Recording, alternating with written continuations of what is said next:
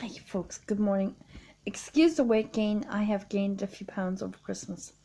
Or more than a few pounds. No, I'm not proud of it. I want to speak to you very briefly about domestic abuse. Hi, my name is Aoife Malloy and I am a survivor of domestic abuse. And I suppose my journey started for me in my childhood with my mum's brother Gary. And basically he would lift me by my chin and smack the top of my head off the ceiling. That was going on for a number of years. Now, sorry, I'm going to use my hair to try and disguise that weight gain because I'm not proud of it. But basically, as I said, Gary would lift me by my head, by my chin, and wallop me off the ceiling. He would also grab the back of my head and he would basically squeeze it and lift me that way and wallop again the top of my head off the ceiling. He would also take me in his FSO Jeep out the road, and he would drive with his right hand whilst punching me with the left. Now, excuse me for the state of my line down here. If you notice, my nose is off to one side. That is simply because in 2005, my own brother, because he was drinking quite heavily, and I went in to turn down his music, he lost his temper. Now, he had his music attached to an amplification system in his bedroom, and our room back then in the house that we lived in was two rooms divided into one with plyboard, hard-walled and plastered and painted over. Unfortunately, you know, if you add an amplifier to an artificial interior wall, you'll get vibration. And I was getting that boom, boom, boom, boom, boom, bang, boom, boom, boom, bang. And I was hungover, having come back from college. So I woke up with a really, really nasty headache and I really needed to sleep. So when I went to Germiston, I pleaded with him 3 times to turn down the music. When I went to the door, he then opened his door and he smashed me into the face. And then came up with all sorts of excuses, making, lying about why he did and stuff like that. Unfortunately, since then, Dermot got involved, I think just before 2005. Unknown to me, he was smoking, or not smoking, but sniffing glue and aerosols, and my mom unfortunately did smoke marijuana prior to my birth 40 years ago. So I'm born with a rather unusual syndrome, but that said, I don't have the whole syndrome of it. So unfortunately it contributes to the weight gain that I have, and I hugely apologise for the disgusting look of my face because of the weight. It's also contributed to by the fact that I overate over the Christmas through unhappiness. Anyway, I don't want to get sidetracked or waylaid by what I'm saying. The abuse with my uncle was not just physical. No, it was never sexual with my uncle. There was name calling such as, "Oh, look at you, Bessie Bunter, 2-ton Tessie." And I heard that a number of times throughout the days over the years. I also heard, that I was never going to amount to anything. Eventually, it got to the point of where I was being called a rehab and a retard. So very quickly, I learned that obviously I'm illegitimate. My mom is my birth mom. She's my biological mom. But my dad is my stepdad. Now, he's the only dad I've ever known. That said, he never liked me. And his late parents kept telling him, "Well, she's not yours, get rid of her." So, what do? You're really up against it at that point. So, all I can say is that contributed to a lot of the years of the abuse from my stepdad from the age of 5.5 until I was 13. And the final episode was when I was 16 years old. So basically, my stepdad would do everything and everything he could to upset me, to cause me fear, to intimidate me, to frighten me. So basically, it started with he wasn't sure that he wanted to be called Dad. Then he told my mom I would have to go and live with my grandmom. And that's when the abuse with my uncle started, because he wasn't being paid to look after me with my grandmother. And so that was taken out on me.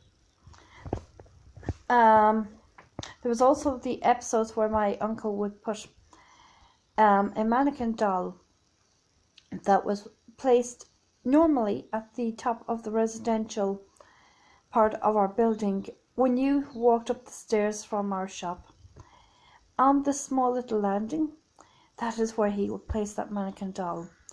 However, on 3 different occasions at different times, I found the mannequin dressed with security uniform and a red wig and a telethon blue and white hat, placed outside my bedroom door, along with a fly swat gun which looked almost like a replica handgun that would have been used in westerns, cowboy and Indian type films.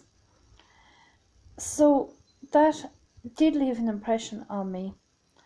And unfortunately, with the abuse from my stepdad, he would do things like he would pull the fuse out of the electricity board or panel in the kitchen. He would beat my mother. He beat me. I was inappropriately sexually touched. He would walk into the bathroom while I was in the bathroom. Not just while I was going to the toilet or having a bath. Just small things that would embarrass me. Not by mistake, but again, it was like he knew I would get upset because I'm a woman. It was another intimidation tactic. The only thing I can say about the abuse, it got worse. He would drive drunk, turning the headlights off in the van, because we played music around the country, so we had a van which held all of our gear, and we would use sleeping bags to sleep in the van. So we could actually get from one gig to another without having to go back up home to our home county, because it wasn't always convenient. Other than that, we slept on our cruiser boat. But my stepdad, in front of my mom, would say that he had only my brothers and I was never mentioned, so that really hurt me. Over the years, I was called horrible names. I was told I was worthless, useless, good for nothing, a heap of shit, a rehab, a retard. I was going to a rehab home. And while I was sitting at my secondary school main exam, you sit that in the 3rd year of secondary school. It was called Junior Certificate in my time. And during the couple of months that led up to the junior cert, and indeed the couple of weeks that I was sitting it, all I heard was how useless I was, how worthless I was, what a fat, good for nothing, retarded piece of shit I was. And that has unfortunately stayed with me. But when you hear it often enough, for long enough, you believe it. Just as my Uncle Gary, sorry, excuse me, I'm going to try and sit up just a little bit more. Just like my Uncle Gary was calling me Bessie Bunter, so I started doing the XPX exercise program. And I did lose 3 stone because I was also cycling a high Nelly bike, believe it or not. And I would cycle that 8 miles from the house where my mum was to my grand's, back again. And I would also cycle to school because my stepdad didn't want to pay for a school ticket for me at times. There was abuse directed at my mum as well, which was not easy. It was directed at my siblings also, and my only regret is not being able to protect them. But as life has gone on, my own brother, unfortunately, as you'll see in 2005, smashed me into the nose. He's also knocked me into a concussion and has throttled me. I've been throttled by my aunt's husband as well.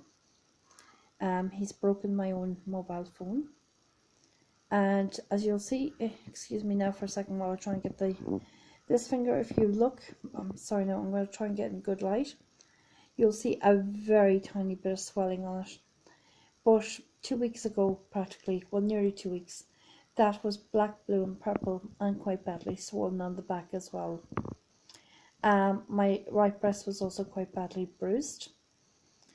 And I was threatened, called a lot of horrible names. My aunt actually hit me as well, this side of my face. Now, as far as I can see, the bruises have actually all gone from that side. But, you know, I don't want people saying, oh, well, they're your family members, you must have done something to upset them. No. That is not acceptable behaviour towards anyone who's been through abuse. You don't blame the person who has been attacked. The abuse firmly lies on the square or the patch of the bully, the person who bullies or hits another. Just as my aunt, her husband, my brother, my stepdad and my Uncle Gary have all done, and indeed my own ex-husband, they are accountable for their actions. I've had enough years of being afraid, homeless. No, I'm not a drug addict. No, I'm not an alcoholic. No, I don't have mental health problems. Excuse me for belching. I've been up most of the night and made myself egg fried rice. So, as a result of eating so late and drinking cola, I'm a little bit acidic. Excuse me for yawning. It is early in the morning and I've been up all the night. I said I've made myself egg rice. Now, my way of making egg rice would be a bit different to other people's. So my idea of egg rice is basically scramble the egg, a little bit of milk, add in the rice, and whamma, you have egg rice. Not saying it works out perfectly every time, it doesn't. Anyway, I don't want to be a misery guts and dwell on all of the abuse. What I want to say was in reaction to Emma Murphy's video, and just say, Emma, for me personally, a black eye, while sore and irritating, is not the end of the world. And you did the right thing by walking away and highlighting it. But all I'm saying is, as a lady or a woman that's been through it a lot of my life, I appreciate you highlighting it, but what I would like now is for somebody as normal or as ordinary as me, who's not a celebrity, to be able to put my face out there and put my story out there. Not sure if that small bump on my forehead can still be seen. Very, very slightly, I see. I'm just looking myself with the camera. If I can get rid of the frown on my head. Sorry folks, it's old age and I have an awful habit now of frowning, but there was a bump there and I believe there still kind of is. It's very hard to see in this light with the camera, but my ex-husband also fractured my skull back a number of years ago. That's not the only thing he did. He also imprisoned me. Again, I didn't go to the guards with it because I just felt after all of the years of abuse from An Garda Síochána due to my mum having psychiatric illness, that the Gardaí just wouldn't listen to me or take my side, so I didn't go to them about a lot of the abuse that I endured. I also, at that time, did not have a mobile phone, so kindly, another Pakistani man, Ali, he bought me a phone and said to my husband that he wasn't allowed to touch the phone or use it. So my ex-husband had no choice but to allow me to have my own phone. And Ali, if you ever look at this video, please believe me, I appreciate everything you did for me. You are a good man, and thank you from the bottom of my heart. I'm grateful because Umar really was a lifeline, and I'm only sorry that I married my ex-husband, I'll be honest. I'm glad though that I managed to get away from that marriage alive, broke financially but alive. I then unfortunately met a lady who I looked after with, who is bigger than me, and believe me, I wasn't always this big, people, and I don't intend to stay this big. A lot of my eating has been comfort eating over the Christmas, kind of October, November and December, right up through the Christmas I ate. Much of it due to loneliness, really, and I suppose deep unhappiness within because of the abuse, the memories, and the trauma. Unfortunately, my younger brother still assaults me occasionally.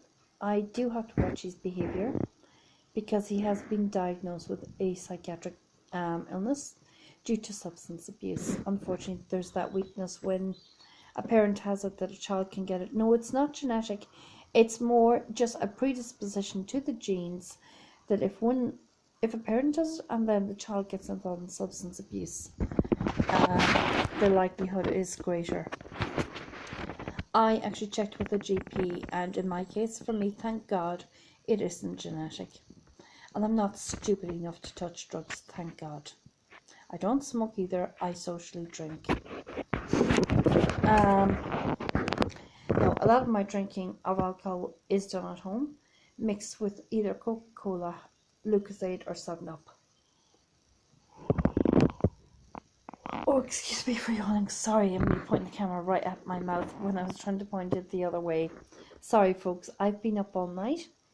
But seeing Emma's video again, I needed to highlight my story. Why am I not crying over it?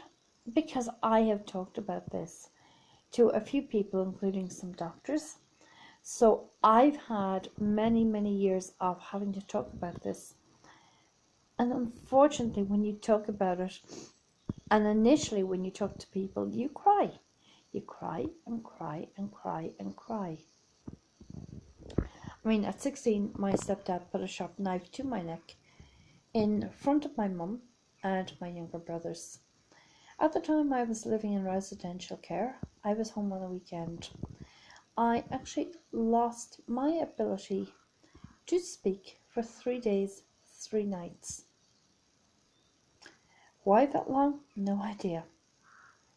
Just I was able to speak on the journey back, but once I got back to the residential care unit, my voice just left. Don't ask why, it just happened. And I often question why I didn't actually go doolally or crazy or have a breakdown because of the abuse in my life. But for me, I'm grateful in many ways that I haven't had mental breakdowns. For me, what tends to happen is that I physically become sick.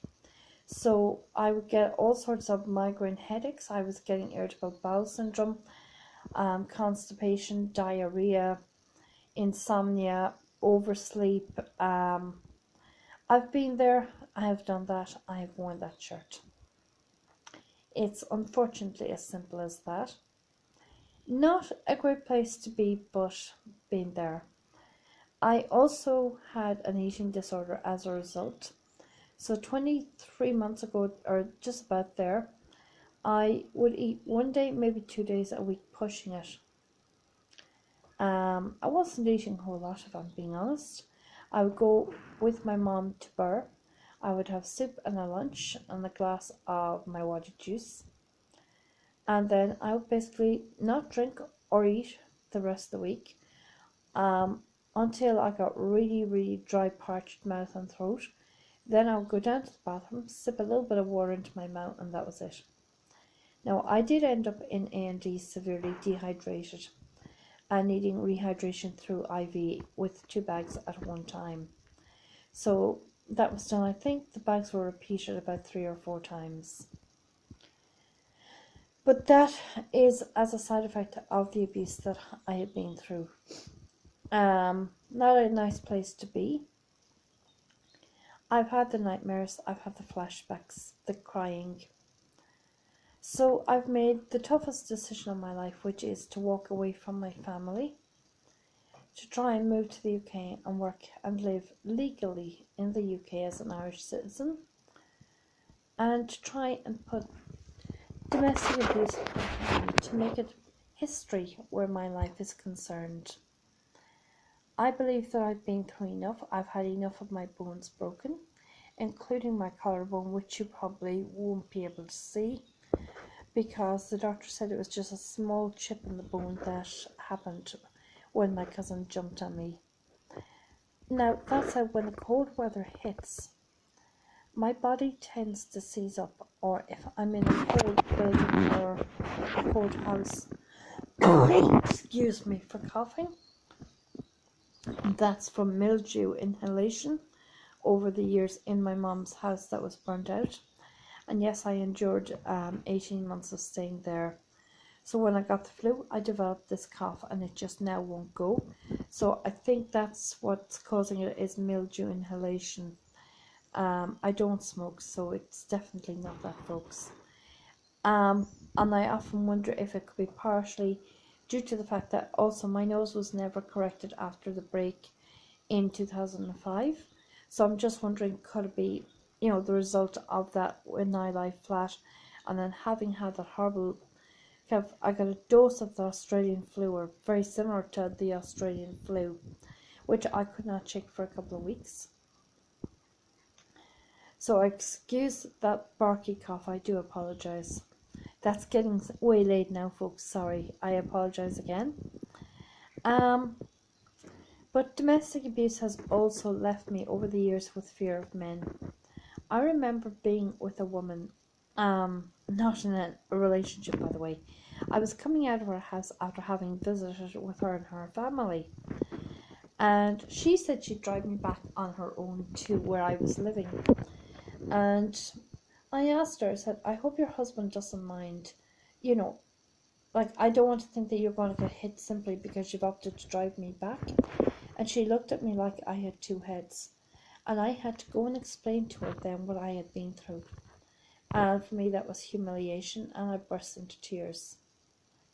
That's a really hard place for me to be in, because then I had to realise that it wasn't every man that was beating up on his wife. And in some ways, I felt like my heart had been stabbed. And I find, that I'm still cautious. I don't like when men drink, because I also find that my own brother, when he drinks cans, he is really violent. He becomes quite aggressive when he has cans. So what I try to do is feed him up with food prior to him drinking, to try and lessen the effects of the alcohol on him. But as I said, I've had a couple of occasions where I've been in women's houses with them and their families and thought that, oh God, what if, they're going to get hit simply because they did something for me, like either drove me home or gave me a piece of clothing or whatever it happened to be. But to try and have to be made aware or told, no, it's not happening in my marriage. And I questioned it and kind of was in disbelief for some time with these people. And then thought, how can that be possible? Because most of my experiences with men were all abuse. I won't pretend that I'm not still weary where men are concerned. Of course I am. And unfortunately, what tends to happen when you've been through domestic abuse, you tend to repeat the cycle, as unfortunately I did. But folks, I don't want to dwell on all the negativity of domestic abuse. I would like to think it's made me a stronger and a better person. I'd like to think that I'm now ready to be able to help other women through the experiences that I've had. I'd like to be able to support other women in trying to end domestic abuse in their lives, trying to move forward, and hopefully highlighting what needs to be done in regards to refuge accommodation for women, that it's not solely about spousal abuse. Thank you.